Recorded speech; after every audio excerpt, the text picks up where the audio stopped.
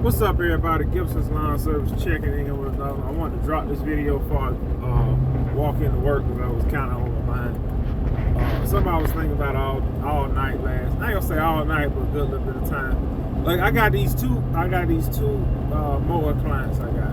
They always overpay me in the range from $25, $30 to $40 over my price.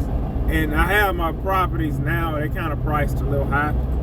And like I got one client. All right, I've been cutting up property 2 months. He always give me, I want to say, anywhere between extra $20 to $25 over the amount what I'm charging. Sometimes she give me $30. Okay, over the amount what I'm charging.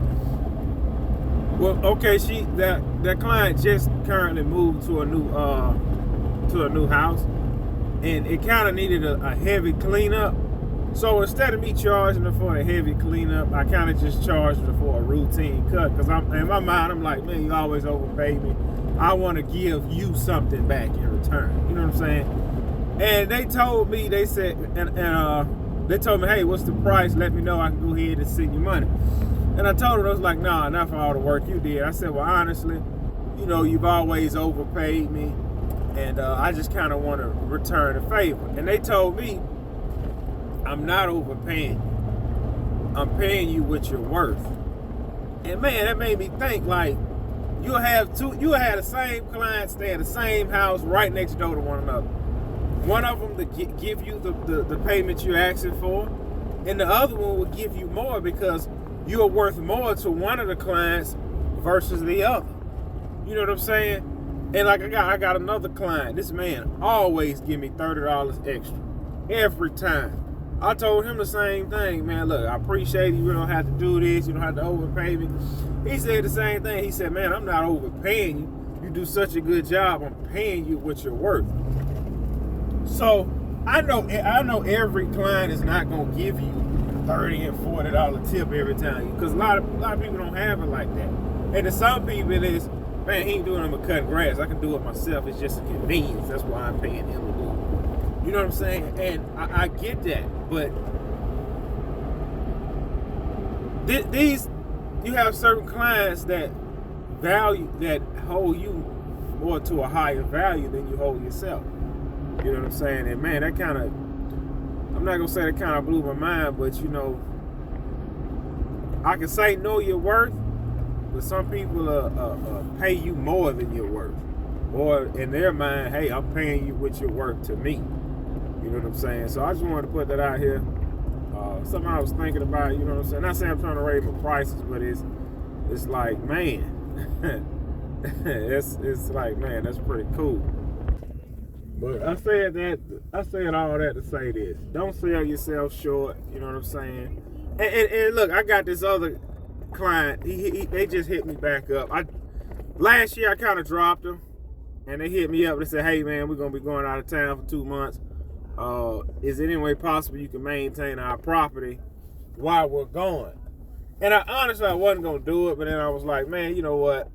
I'm going to go ahead and do it. But that same price I was doing it for, you're not getting it for that price. It's going to be this, you know? And I don't know. I don't know if they felt some type of way about it, but man, I can't give you that cheap rate I was giving you a year and a half, 2 years ago, because I was selling myself short on that property. But I don't know. That client might thought I was only worth that. But you don't know. You gotta see the light. See the light.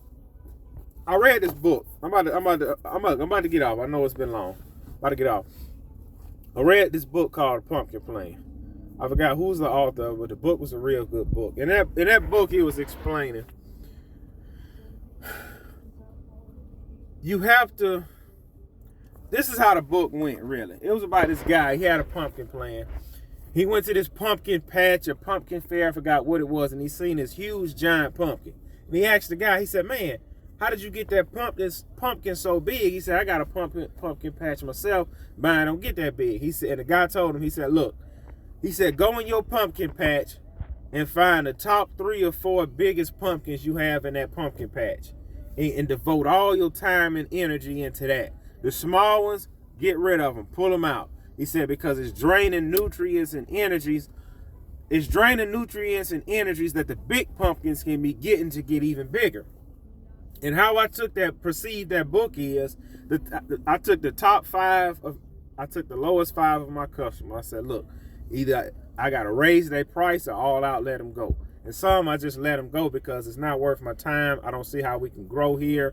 I really don't want to pick up none of your neighbors. I can't sell you on no landscaping stalls. I can't sell you on no mulching stalls, no pine straw stalls. You don't want the yard fertilized. You just want to mow, blow, and go. And really, that little 40 minutes I'm here giving you a mow, blow, and go. I could have been taking that other 30 and 40 minutes, investing into one of my top tier clients or picking up another top tier client. So, man, you just got to know your worth, know the value of your time, and do that. But, man, I'm just putting this out here. Like I say, a lot of people probably don't even watch these videos, but it's just something for me to look back on to see how I'm growing and evolving. But look, I got to go punch this clock because I'm still a clock puncher. I'm still an hourly employee. So I got to go ahead and listen and do what another man tell me what to do for 8 hours. But when that 8 hours is up, he can't tell me nothing. But that is what it is. I'll catch y'all next.